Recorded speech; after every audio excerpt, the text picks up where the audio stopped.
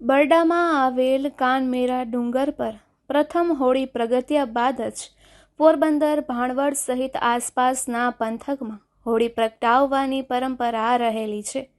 આ વખતે પણ આ રીતે કાનમેળાની હોળી પ્રગટ્યા બાદ જ અન્ય સ્થળોએ હોળી પ્રગટાવવામાં આવી હતી। ત્યારે જાણીએ વર્ષોથી ચાલી આવતી આ પરંપરા વિશે। ભગવાન શ્રી કૃષ્ણના ચરણોથી પાવન થયેલ બરડા પંથકમાં ઠેર ઠેર એવા સ્થળો આવેલા છે કે જ્યાં ભગવાન શ્રી કૃષ્ણએ વાસ કર્યો હતો। આજે પણ એની અનેક કથાઓ મળે છે। એમાંની જ એક વાત એટલે કાનમેરાની હોળી। કાનમેરો શિખર એ બરડાના વેણુ અને આભપરા પછીનું સૌથી ઊંચું શિખર છે। એમ કહેવાય છે કે અહીંયા હજારો વર્ષો પૂર્વે ભગવાન શ્રી કૃષ્ણએ પોતે હોળી પ્રગટાવી હતી। ત્યારથી જ આજ સુધી આ કાનમેરા શિખર પર હોળી પ્રગટાવવામાં આવે છે અને મોટી સંખ્યામાં આજે પણ લોકો અહીંયા હોળીના દર્શન પૂજન કરવા આવે છે। આ હોળીની જ્વાળાઓ છેક દ્વારકાથી જોઈ શકાય છે। બરડા પંથકમાં તેમજ અડધા હાલાર પંથકમાં કાનમેરાની હોળી પ્રગટે પછી બધા ગામોમાં હોળી પ્રગટાવવામાં આવતી, પરંતુ હવે કોક ગામોએ જ આ પરંપરા જાળવી છે। બાકી ઘણા ગામોમાં હોળી મુહૂર્ત મુજબ પ્રગટાવવામાં આવે છે। આજે પણ કાનમેરાની હોળી પ્રગટે ત્યારે લોકો ત્યાં સામસામે દુહાઓ ગાય છે, ગીતો ગાય છે।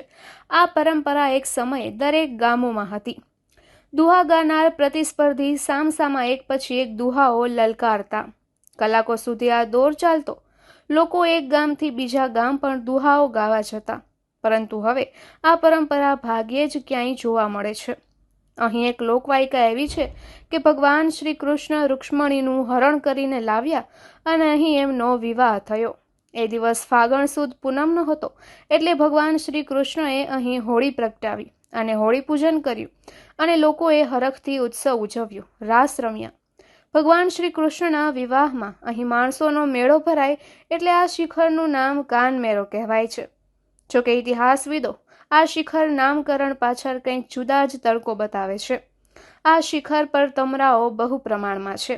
જેમ ફૂલ છોડ પર મધુમાખીઓ હોય છે, એમાં શિખરના વૃક્ષે તમરાઓ છે। આ કાનમેરાના શિખરની દક્ષિણે સાંકળોજુ તળાવ છે અને ઉત્તરમાં કરમદી, વાંસ અને ટીમરૂનું વન આવેલું છે। તેમાં બીજા વૃક્ષો પણ છે, પરંતુ બહુ માત્રામાં કરમદી, વાંસ અને ટીમડું છે। ત્યાં વનરાવનના નેસ આવેલો છે। શક્ય છે એ જગ્યાના નામ વનરાવન પરથી નેસનું નામકરણ થયું હોય। કાનમેરાની હોળી જ્યાં થાય છે ત્યાં પશ્ચિમમાં 20 ફૂટ નીચે 2-4 પથ્થરોની નાનકડી ગુફામાં ગાત્રાળ માતાનું સ્થાનક છે। સ્થાનિકોનું કહેવું છે કે અહીં હોળી પૂજન કરી બધા સાંજે નીચે આવી જાય છે। કોઈ ત્યાં રાતવાસો કરતું નથી, રોકાય તો કોઈ સ્થાનિક જ રોકાય। અને એમનું કહેવું છે કે હોળીનો કુંભ પણ કોઈ કાઢી શકતું નથી, કોઈ નિરાકાર શક્તિ કુંભ કાઢી લે છે।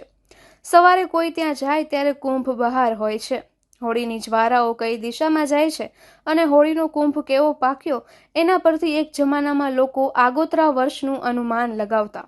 આજે પણ વડીલોમાં આ બાબતે અનેરી આસ્થા જોવા મળે છે। કાનમેરા ડુંગરની એક પ્રચલિત દંતકથા મુજબ હુતાશની પર્વના સાંજના હુતાશની પ્રગટાવવાના સમયે મહાભારત કાળ સાથે સંકળાયેલ ગુરુ દ્રોણાચાર્યના પુત્ર અશ્વત્થામા અહીં પધારે છે। કાનમેરાની હુતાશણી પ્રગટાવે છે અને અદ્રશ્ય અંતરિક્ષ હાજરી હોય છે। આ હુતાશણી પ્રાગટ્ય વખતે અશ્વત્થામા અદ્રશ્ય રીતે હાજર રહે છે। હુતાશણી પ્રગટ થઈ ગયા પછી અમુક સમય જ ડુંગરમાં ત્યાં વસતા માલધારીઓ રહી શકે છે। ત્યારબાદ પૂર્ણ રાત્રિ રોકાઈ થઈ શકતું નથી। એક એવી પણ માન્યતા છે કે કાનમેરા હુતાશણીની પૂર્ણાહુતિ અવસ્થામાં વિંધ્યાચલ તરફ પ્રયાણ કરી જાય છે, તેવી એક માન્યતા દંતકથાથી જોડાયેલ છે। આ વખતે પણ મોટી સંખ્યામાં લોકો હોળી પ્રગટાવવા સમયે ઉપસ્થિત રહ્યા હતા। નિપુલ પોપટ, પોરબંદર ટાઈમ્સ। તમે આજે આ શિખરની હોળી જોઈ રહ્યા છો, જે છે બરડા ડુંગરના કાનમેરાની હોળી। સૌથી બરડા ડુંગરનું એમ કહેવાય કે સૌથી ઊંચું શિખર છે એ વેણુ, જે 2000 ફૂટ છે, અને ત્યારબાદ આભોપરા ડુંગરનું આવે છે, તે છે 1950 ફૂટ, અને આ છે 1900 ફૂટ ઉપર આવેલી કાનમેરા ડુંગરની હોળી। લોકવાયકા પ્રમાણે એવું કહેવાય છે કે જ્યારે કૃષ્ણ ભગવાને અને રૂકમણીજીના લગ્ન થયા માધુપુરમાં, ત્યારબાદ તેણે ફાગણ મહિનાની પૂનમમાં આ હોળી પ્રગટાવી હતી અને એવું કહેવાય છે કે સૌરાષ્ટ્રમાં સૌ પ્રથમવાર આ હોળી પ્રગટે છે અને આ હોળી પ્રગટે ત્યાર પછી જ અહીંથી જેટલા ગામડાઓને આ હોળીના દર્શન થાય ત્યારબાદ ત્યાંની હોળી પ્રગટે છે. કોને કહું દલડાઈ રે વાતું, હવે નથી રેવાતું, હવે નથી રેવાતું. જેને જેને કહું તે કયું ન માને, મને મૂર્ખ ગણીને મારેલા. એ ભાઈ તું પૂછો છો મુજને કે મેં ક્યાં કરું છું, મને જ્યાં ગમે ત્યાં હારું છું. નથી બીક કોઈની મને જગતમાં, ફક્ત એક માં.